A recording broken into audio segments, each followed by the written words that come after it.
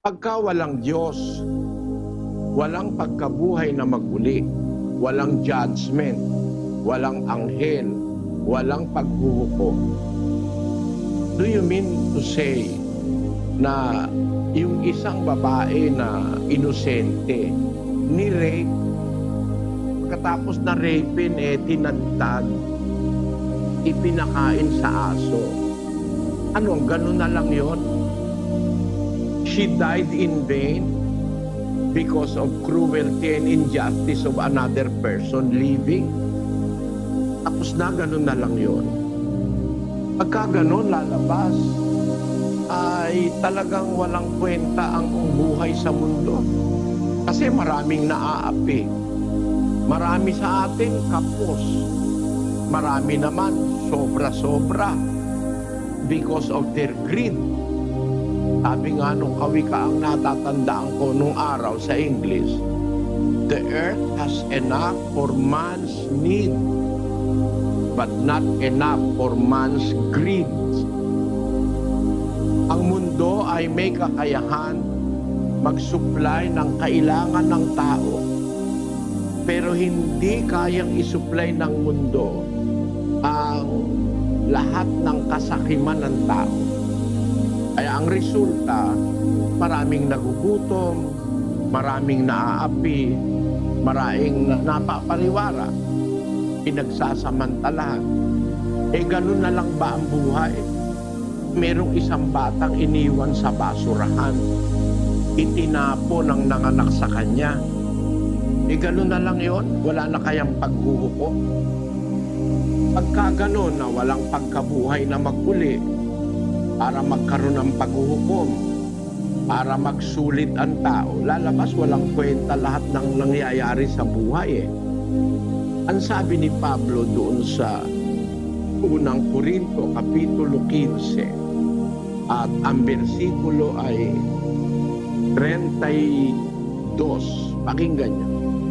Kung ako'y nakipagbaka sa Efeso laban sa mga ganit ayon sa kaugalian ng tao, ano ang pakikinabangin ko kung ang mga patay ay hindi muling binubuhay? Magsikain at magsiinom tayo, yamang bukas tayo'y mga mamatay. Yan. Kung ang patay hindi na binubuhay, kakain ka na lang at iinom, bukas mamamatay ka rin lang .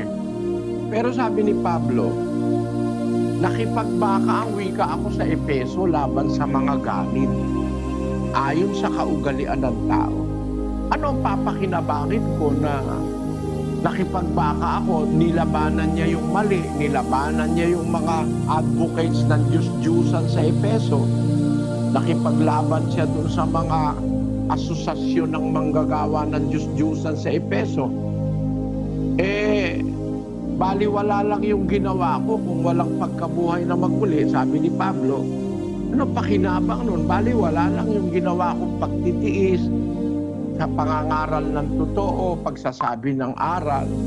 Kung ang patay hindi na muli pang binubuhay, sabi ni Pablo, kumain na lang tayo at uminom sapagkat mamatay din lang tayo. Pero ang sabi niya, kung walang pagkabuhay na magmuli, lalabas si Kristo namatay na walang kabuluhan, at ang pananampalataya ninyo walang kabuluhan. Diyan sa 15:13. Natapwat ang walang pagkabuhay na maguli ng mga patay ay hindi rin nga muling binuhay si Kristo. At kung si Kristo ay hindi muling binuhay, ay walang kabuluhan nga ang aming pangangaral. Wala rin namang kabuluhan ang inyong pananampalataya. Magiging baliwala lahat . Kasi kung wala ng pagkabuhay na maguli, kung wala nang justice, yung paghuhukom, wala nang kwenta lahat. Ang mga taong wala namang natikmang sarap at ginhawa sa buhay. Ang napakasarap lang ng buhay, yung mga may eroplano, may yate, may mga sports car, tapos nabubuhay sa mansion. Sa lahat ng syudad sa mundo, meron siyang mansion.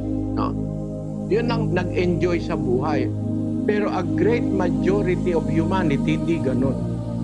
Actually, sa buong mundo ngayon, more or less, 15 pamilya lang ang may-ari ng majority ng lahat ng wealth ng mundo. Imagine nyo, sa buong mundo, halos 15 pamilya lang ang may-ari ng halos lahat ng bagay.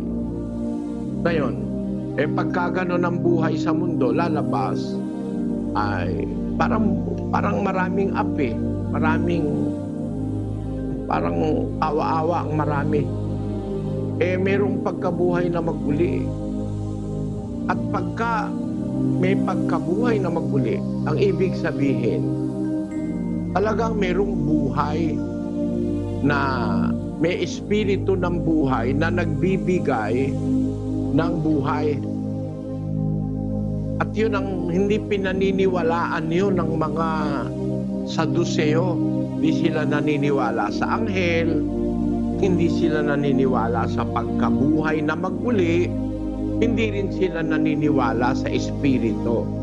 Pero yung mga Pariseo, naniniwala sila sa pagkabuhay na maguli, naniniwala sila sa espiritu, naniniwala sila sa anghel. Meron talagang anghel, meron talagang espiritu, at meron talagang pagkabuhay na maguli.